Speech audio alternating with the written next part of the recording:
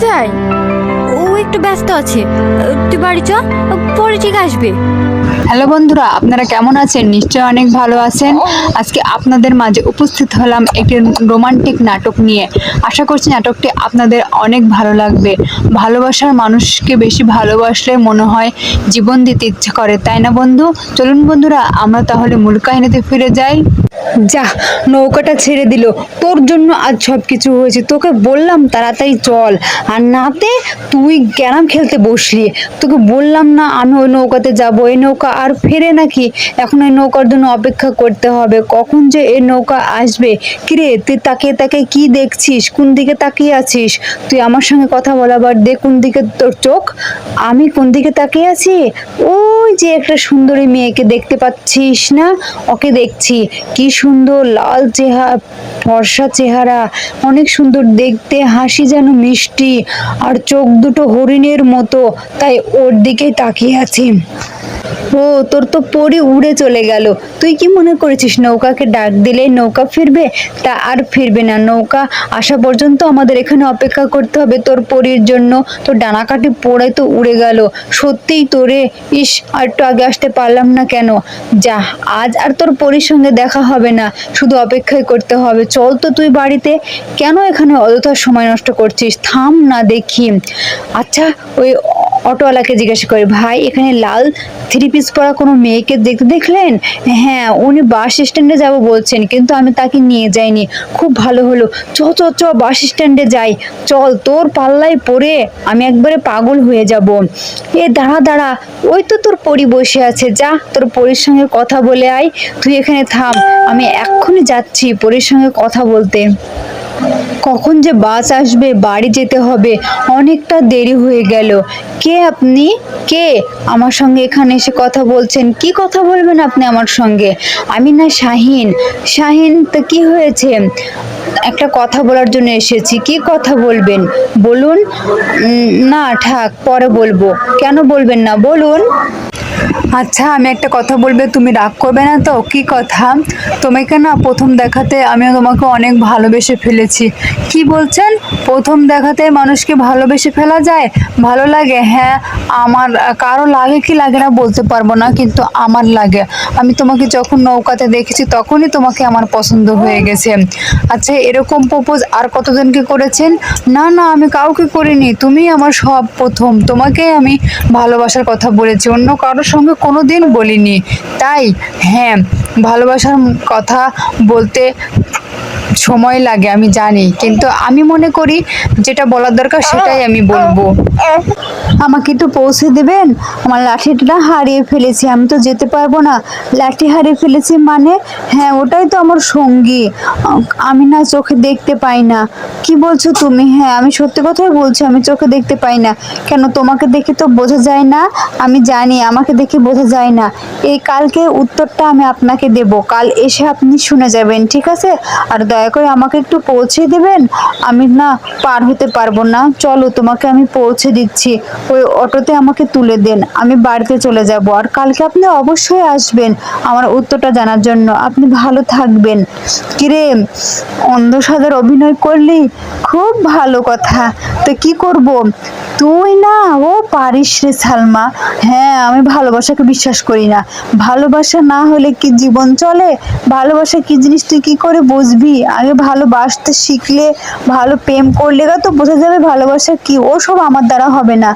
তোর জায়গায় যদি আমি হতাম তাহলে আমি সত্যিই ছেলেটাকে একসেপ্ট করতাম। বাদ দে তো, চল এখান থেকে। আমি কালকে আসতে বলেছি, দেখিস ছেলেটা আর আসবে না। অন্ধ শোনার পর মনটা কেমন হয়ে গিয়েছিল, মুখের দিকে তাকানো যাচ্ছিল না। কিরে, তোর নাগর আর আসবে না, চল তো এখান থেকে। আমি জানি ছেলেরা এরকমই হয়, সব ছেলেরা কিন্তু এরকম হয় না। আমি চলে এসেছি, তুমি তো দেখতেই পাচ্ছ। তাহলে আসতে দেরি করলেন কেন? আসতে দেরি করলাম তোমার জন্য একটা সুন্দর দেখে লাল গোলাপ আনতে গিয়ে আমার দেরি হয়ে গেছে। আমার কাছে কালোই কি আর লাল কি, আমি তো আর চোখে দেখি না। তুমি আমার চোখ দিয়ে দুনিয়া দেখবে, তুমি আমার সঙ্গে থাকবে। আমি সারাটা জীবন তোমাকে আমার পাশে রাখতে চাই। আপনি কি বলছেন? সত্যি বলছেন? হ্যাঁ, সত্যি বলছি। আমি অন্ধ, তারপরেও আপনি আমাকে ভালোবাসবেন?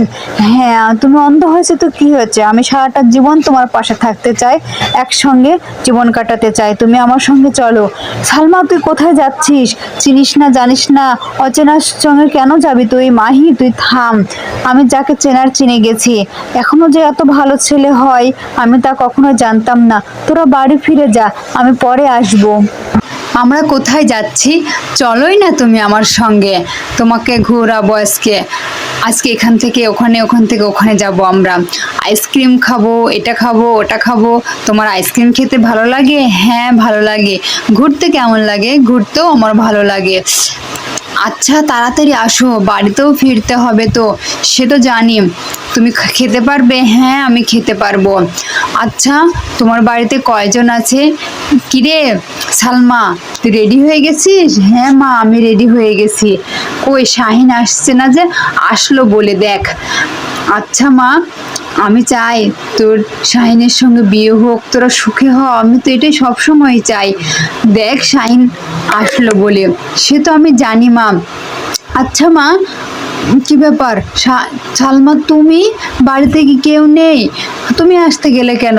অসুবিধা নেই। মা দেখো কে এসেছে। বাবা তুমি শাহিন তাই না? আমি তোমার কথা অনেক শুনেছি সালমার মুখে। তোমার কে আছে? আমার কে বলতে, আমি তোমার চাচা আগে মারা গেছে, আমি আর সালমা ছাড়া আর কেউ নেই। তুমি তো আমাদের ব্যাপারে সব কিছুই জানো বাজান। তোমার সঙ্গে সালমার বিয়ে হলে আমি খুব খুশি হব।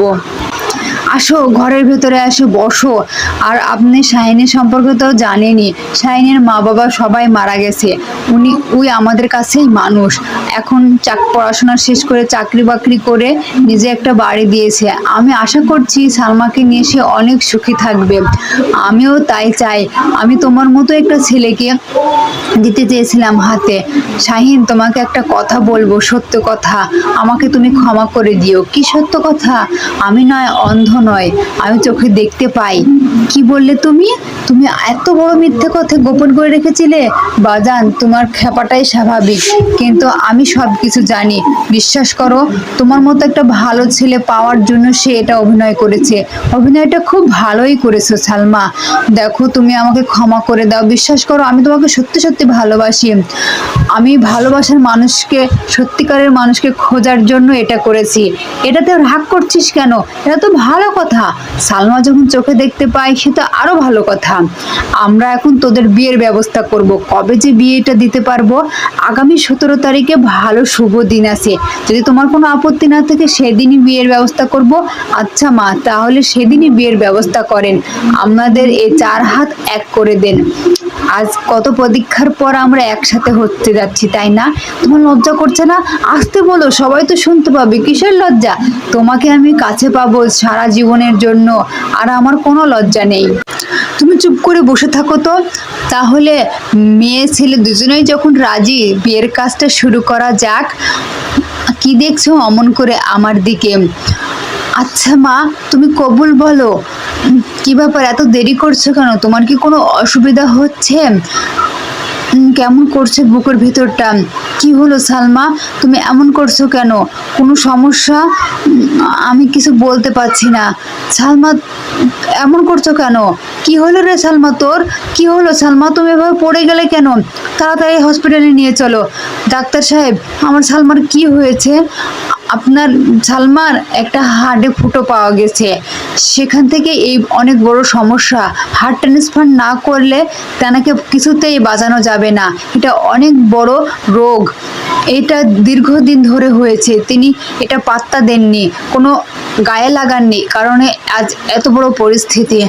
আচ্ছা এই হার্ট কোথায় পাবো? আমি অনেক জায়গায় খোঁজ করেছি, অনেক চেষ্টা করছি, কিন্তু কিছুতেই এই হার্ট মেলাতে পারছি না। আপনি একটা কাজ করবেন। কি কাজ? আপনি আমার হার্ট নিয়ে আমার সালমাকে সুস্থ করে দেন। না না, এটা কখনো সম্ভব নয়, এটা করতে পারবো না। একটা রুলস আছে আমাদের, সে রুল অনুযায়ী আমাদেরকে চলতে হবে। একটা সুস্থ মানুষকে কেমন করে আমরা জ্যান্ত মেরে ফেলবো? তা কখনোই মেরে ফেলতে পারবো না। কি হয়েছে বাজান, তোমার চোখে পানি কেন? তুমি কান্না করছো আর সালমার দিকে এমন করে তাকিয়ে আছো। শোন, এই চিঠিটা, তোর সঙ্গে আমার একটা কথা আছে। এই চিঠিটা তুই আমার সালমাকে দিবি। হ্যাঁ, কেন? তুই কোথায় যাচ্ছিস? কি বাজান, ডাক্তার কি বললো? তুমি সব আমাকে খুলে বলো। সালমা ভালো হয়ে যাবে। তাহলে তুমি কান্না করছো কেন? এমনি আল্লাহ, ছেলেটা উপর থেকে পড়ে মারা গেল। কেনই বা উপর থেকে পড়ে গেল? কে? শাহিন, শাহিন তুই এটা করলি কেন? কেন তুই এটা করলি? দেখি তো, দেখি, আমাকে দেখতে দেন। ইনি তো আর বেঁচে নেই, তো মারা গেলেন। ইনি আমার কাছে গিয়েছিলেন ওনার জীবন দিয়ে সালমাকে বাঁচানোর জন্য। আমি বলেছিলাম সুস্থ মানুষকে মেরে ফেলতে পারবো না, এ কারণে তিনি আজ মরে গেলেন। মা, শাহিন কোথায় গো? কি হয়েছে শাহিন? আর কোনো খোঁজ পাচ্ছি না, তোমরাও কিছু বলছো না। আজকে আপনাকে ম্যাডাম ছুটি দিয়ে দেবে, আপনি বাড়ি চলে যেতে পারবেন। আচ্ছা ঠিক আছে, আমরা চলে যাব। আমার ফোনও ধরছে না, আর তোমরা খালি বলছো একটা কাজে গেছে, কাজে গেছে। কি এমন কাজ যে আমাকে না দেখে অমনি কাজে চলে গেল? তুইও তো বুঝবি না, চলে আসবে। তুইও তো টেনশন করিস না তো। কেন টেনশন করব না? সালমা, তোমাকে একটা সত্যি কথা বলবো। কি? শাহিন আর এই দুনিয়াতে নেই? মানে? এই চিঠিটা তোমাকে দিয়ে গেছে, তুমি পড়লে সব কিছু বুঝতে পারবে। সালমা, তুমি এখন অনেক ভালো আছো তাই না? আমি চেয়েছিলাম তোমার সঙ্গে সারা জীবন থাকতে, কিন্তু কথাটা রাখতে পারলাম না। জীবিত না পারি, মৃত অবস্থায় আমি তোমার বুকে সারাটা জীবন বেঁচে থাকবো, সারাটা জীবন তোমার পাশে থাকবো। প্রিয় বন্ধুরা, আমাদের চ্যানেলটি সাবস্ক্রাইবার ও লাইক করতে ভুলবেন না, কিন্তু আমাদের ভিডিওগুলো কেমন লাগছে অবশ্যই কমেন্ট করে আমাদেরকে জানাবেন।